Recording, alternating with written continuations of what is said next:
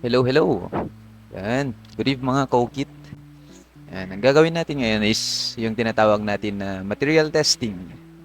Ayun, essential to para makakuha tayo ng best possible result sa ating mga magiging project. And applicable to sa kahit anong laser machine, even sa ano, galvo-based na machines, ginagamit din to. Tama ba? Di ako sure sa sinabi ko ngayon. Mga CO2 ginagamit to. Ayun. So, ang dalawa sa kailangan nating tandaan na, na kailangan natin maging familiar is yung ito. Wala pala akong layer. Wait lang. Lalagay ako. Ayan, kahit yan lang. Lo. Ayan. Itong speed and power. Ayan po. And most manufacturers ng laser machine is naglalagay sila ng material test. Basta mga kung saan kayo pwedeng mag-base ng speed and power tulad nito. Algo laser material setting. Yan. Check natin. Meron dito pang 10 watts, 22 watts, 10 watts, 5 watts. Yan. Ito. Ayan power, speed. Meron din sa Urtur. Ayan. Urtur. Material setting. Ayun, meron sila. Ayan, mga rubber. Ayan, material reference. Ayan. Wag na dyan. Gagawa na lang tayo. Ayan, meron din si Lightburn kasi yung tinatawag na material test. Ito siya. Wait lang. Ingay ng Urtur Ayan. Ayan. Material test. Dito tayo sa laser tools. Punta tayo sa laser tools. Nga pala, yung yung speed and power. Yan, naiiba yan sa kung anong wattage ng machine mo, kung ano yung gagamitin mong material, kunwari acrylic, wood, kung gaano ka thick or yun, nag-English na nga, thick or thin yung material na gagamitin mo. So, delete muna natin to. Punta tayo dito sa laser tools. And dito tayo sa material test. Ito, ibabahagi ko lang yung alam ko since nung nagsimula ako, hindi ako gumamit ng ganito kasi hindi ako aware na meron nito. So yun, saka nasanay ako sa tensiometer na tinatawag. Tansya ba? So yun, baka sa mga newbie, baka ma-overwhelm kayo sa mga nakikita nyo dito. Try kong ipaliwanag based sa kaalaman ko yung mga to. So start tayo dito sa count. Itong count na to, nakikita nyo 10 by 10. Pag preview nyo, nabubulol na. Pag nag-preview tayo, ayan, makikita nyo 10 to. 10 yung horizontal, 10 yung vertical. So, yan yung count nito. Pag binawasan natin yan, ayan. Tapos preview, ayan nabawasan din. So, yun yung silbi nun. Wait lang. Kita natin yung camera. Dito na lang. Ayan nga pala, yung gagamitin natin ngayon na machine is yung Aufero 2. Aufero 2 na 5.5 watts. 5 watts. Ayan. Tapos, yung laser head niya is yung SF, which stands for short focus na mas good siya sa engraving. Ayan. Mas good sa engraving yung short focus. Tapos, meron din yung LF na tinatawag ng Aufero 2. Long focus naman. Mas okay din siya when it comes sa cutting. So, yung SF ang nasa atin ngayon. So, ito, natapos na natin tong count. Dito naman tayo sa speed and power. So, yun nasabi ko kanina. Dito tayo. Kailangan nating mapamilyar sa dalawang setting na to. Since palagi nyo tong makikita pag pag pinasok nyo yung laser engraving industry. Speed and power.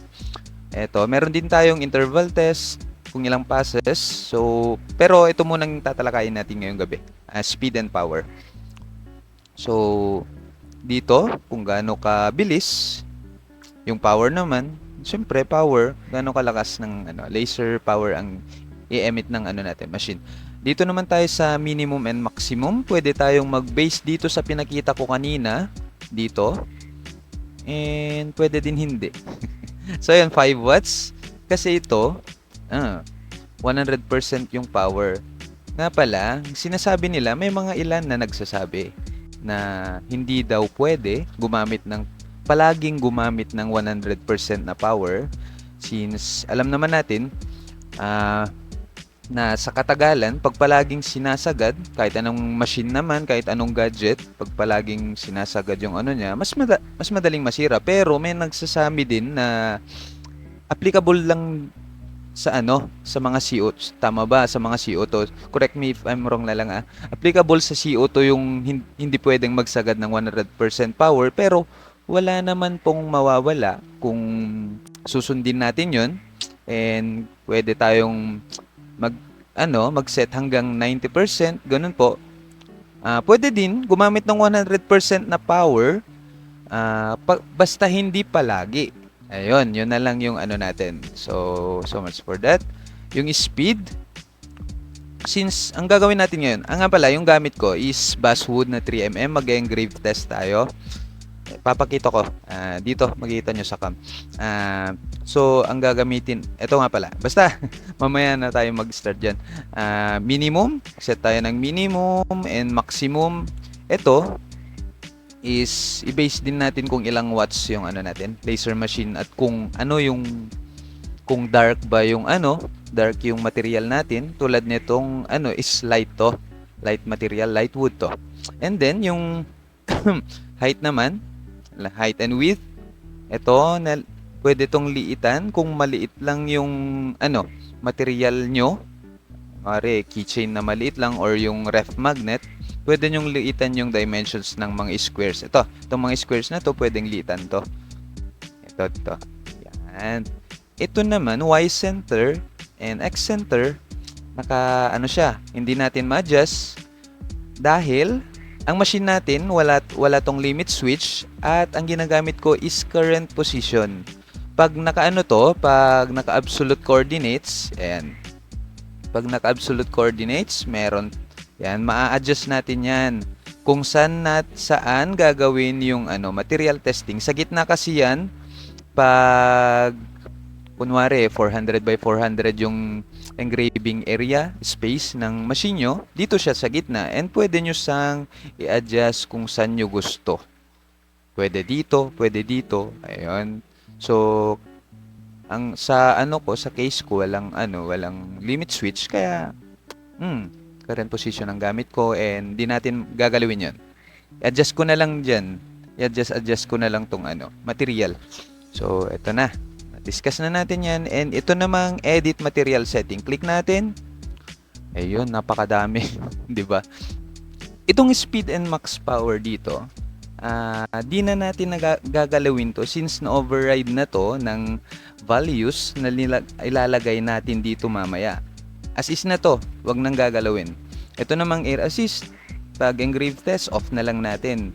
Pero since di ako gumagamit ng air assist ngayon, ayan, close na lang natin.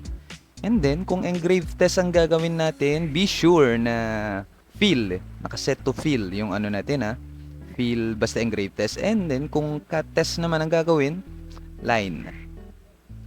So cut, fill ang gagawin natin. I mean, engrave ang gagawin natin. So, fill siya. Ito, mga to, na-discuss na natin to sa mga nauna nating video. And, itong default ng line interval, wag na din natin galawin. And, kung engrave test lang naman, number of passes is 1 lang. Yung scan angle, alam na natin yan. Discuss na natin sa isang video. And, ito, ayun lang. Ang galawin natin, gawin nating fill. And, check natin kung naka 1 pass yan. So, okay natin. Basta wag niyong gagalawin to. Na-override na to ng ng nilagay nating values dito. Tama ba? Tama. Hindi ko alam. Sense okay. Next naman is itong edit text settings. Itong text settings na to, ito siya.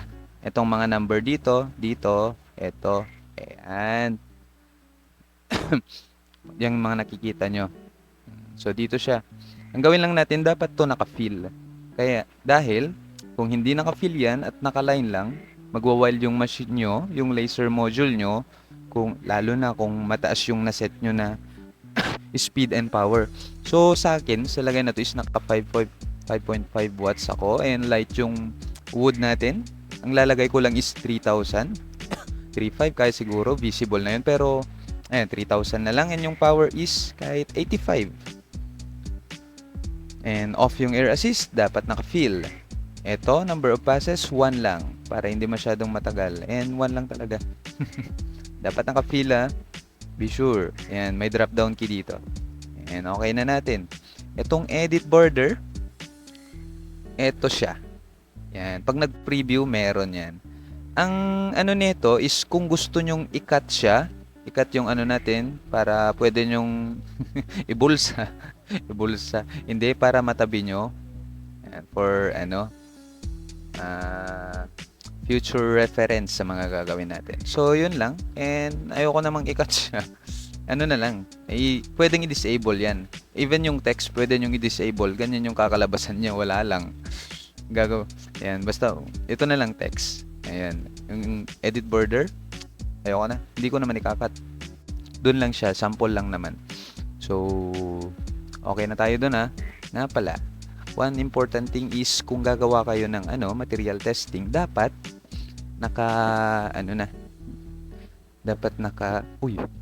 nyari. Wait lang. Dapat naka-focus na yung laser head nyo dito. Ako naka-focus na ako. Ayan. Natabingi yung cam natin. Wait lang, ayusin ko. Okay na? Mukhang okay na. Okay na yan. Okay na yan. Ito, naka-focus na ako. And then, gumagamit ako ng current position. So, dito lang siya. Adjust ko na lang ito mamaya. So, mag-set na tayo ng digits sa engrave test natin. Ayoko nang mag-base dito sa... Be-base pa tayo dito. Basswood, engrave. Basswood, 100%. Ayoko. 5,000. And line interval niya is 0.5 daw. Sige, try natin. 0.5 yung line interval. Gagalawin ko to for the sake of 0.5. So magiging siya. Ayan.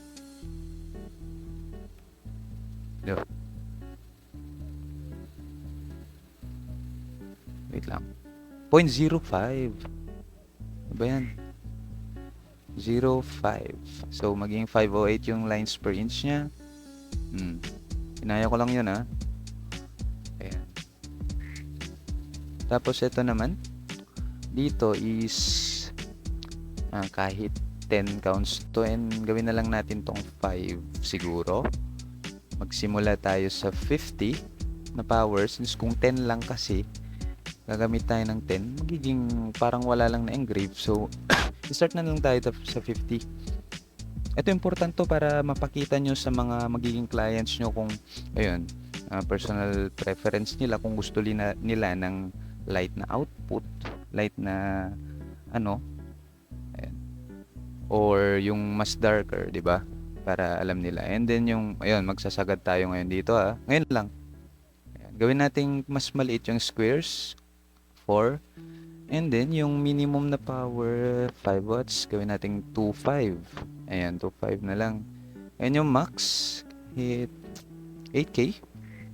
Okay, siguro yan 8,000. So preview natin.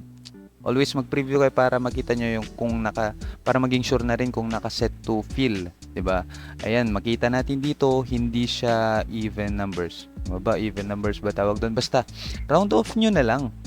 'Di ba? Kung ito 6.7, 6.7, 6.8, ayan, 6.1, 6.2 na yan. O, 'di ba? Dito pwede din dito. So magiging ganyan yung kita nyo dito And okay na 14 minutes siya. Ano ba? Kwentuhan na lang tayo habang nag-engrave mamaya, 'di ba? So, frame ko na. Ito di ko na ginalaw. Gagaling ko na lang diyan, frame ko na. Ayun, nag-frame na siya.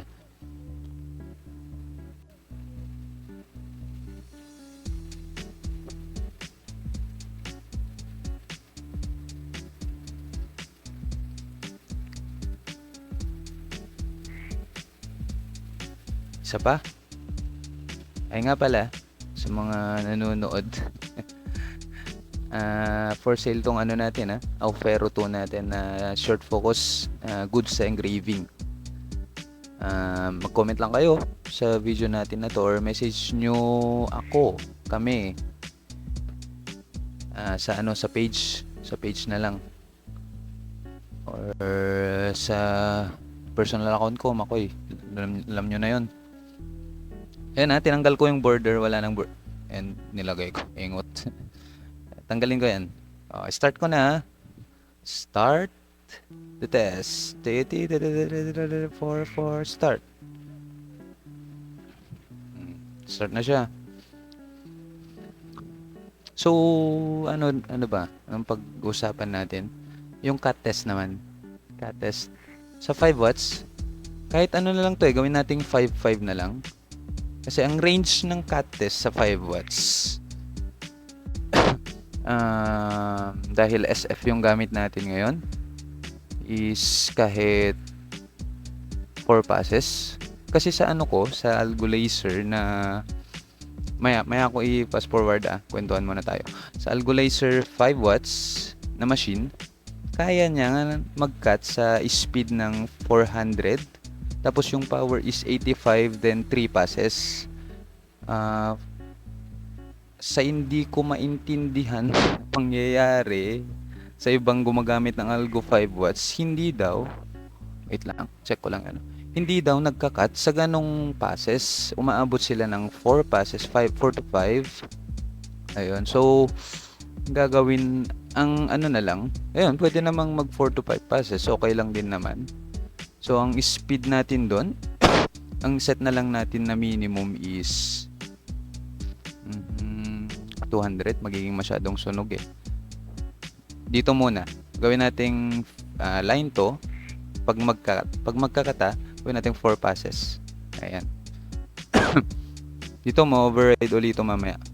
Ayan. So, for 200, start na tayo sa 200 and 400. 400, hindi. 600, 2, 3, 4, 5, 6. 4 lang tayo dito. Ayan. And then, dito din, gagawin natin is, siyempre, hindi makakakat to. Ang gawin, start tayo sa 70. 70. 70 to 100. Yan, check natin. 4 by 4. Ayan siya. Yan. 200. Gawin nating whole numbers, di ba? Why not? Gawin nating 5. Ayan na. Whole numbers na siya. So, ito yung tetest natin mamaya. Ayan. Yung interval natin, kahit mag-ano tayo dito. Default. Nakaset ka. Ayan, ang usok. Wait lang. Wala kasing air pump. Walang air pump.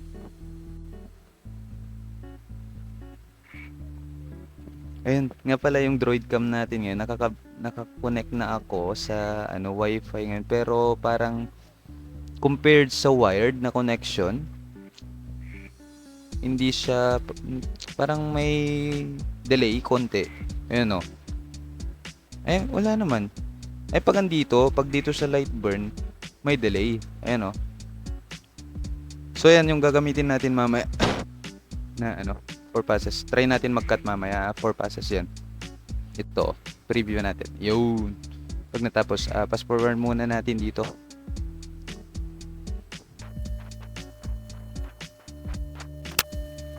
We're back. Patapos na. And next time nga pala. Ayan. Hello. Ayan. Mamaya ako yun. Balik tayo. Ayan, tapos na. Pagkita ko sa inyo. Ito siya.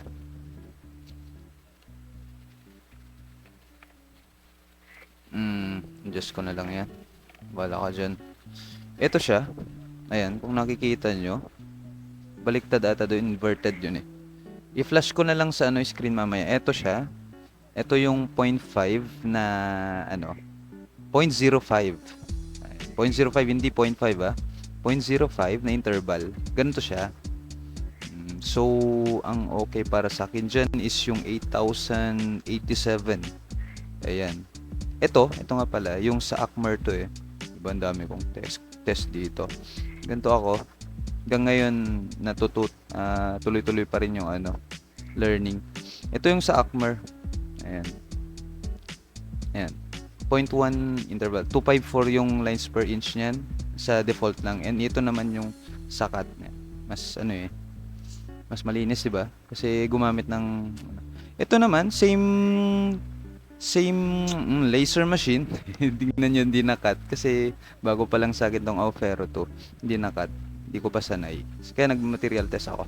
Ito same sila na 8,000. Ganun din yung nilagay kong digits. Same sila nito.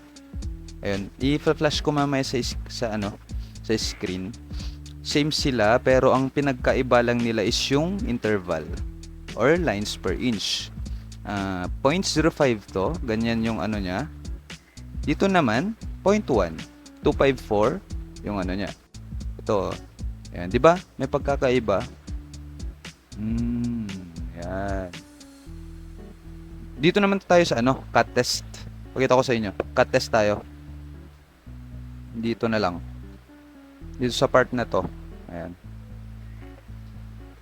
Okay ko ulit. Okay. Tapos frame ko na. Tama na? Iyon. 4 passes. Check natin kung makakat. Ayan disclaimer. Bagong machine lang sa akin to kaya di ko pa sanay. So frame ko. Dito na lang. Para hindi sayang yung magiging sunog to for sure. Ayan, yan. Frame.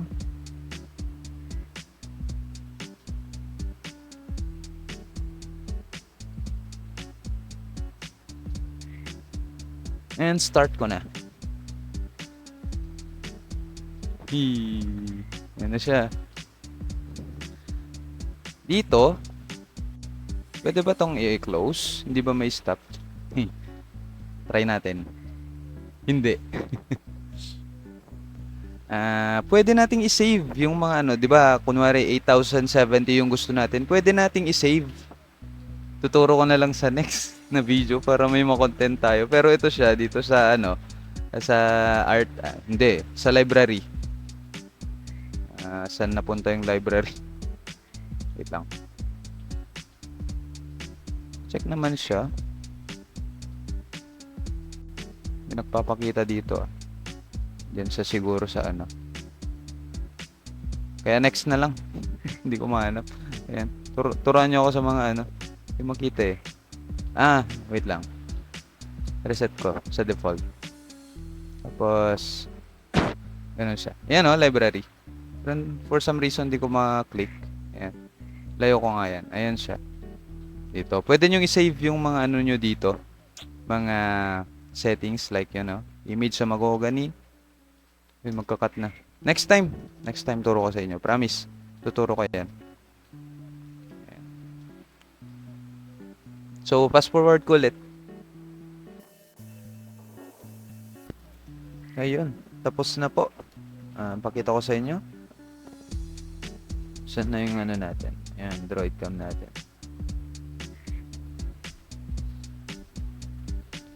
Saan siya nalaglag? Wow. Okay din tong SF. Ayan Ayan, laglag din siya. Konting pagpag lang.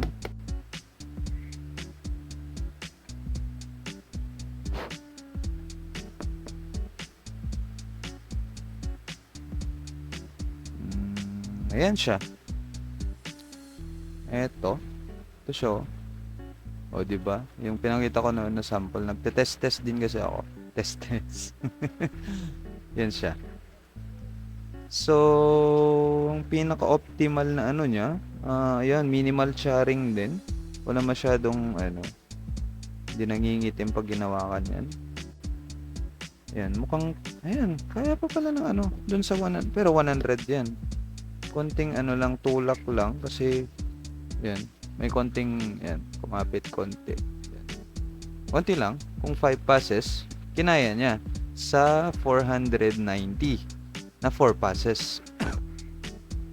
Yun na, take note, yung ano to, yung short focus na para sa, especially sa engraving. So, yun siya. 400, 4 passes. Yung interval niya, 0.05. Ayan, next natin, yung na i-discuss interval sa next na video. Hindi nga pala, na-promise ko nga pala yung art library. Pero, paano lang natin? Daanan natin yung topic na yun soon. 80, 480, 4 passes, kinaya niya, may konting kapit lang sa likod. So, ang gawin na lang natin, 480.